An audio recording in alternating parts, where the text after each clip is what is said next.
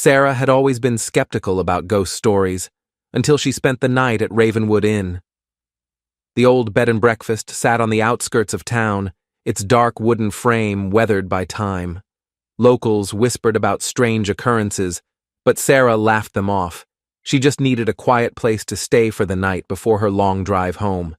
The innkeeper, an elderly woman with tired eyes, handed her the key. "You're in room 306. Breakfast is at 7, and—" she hesitated. "Don't open the closet." Sarah smirked.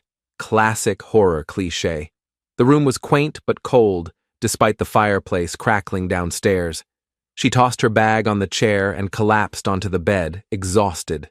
Then came the knocking. Faint at first. A soft, deliberate tap from inside the closet. Sarah froze. It was probably old pipes, or wood settling. Another knock. Louder. Closer. Her heart pounded. Slowly, she stepped toward the closet, hand trembling as she reached for the knob. A whisper, right against her ear. "Don't!" Sarah gasped, spinning around. But the room was empty. The closet door creaked open on its own.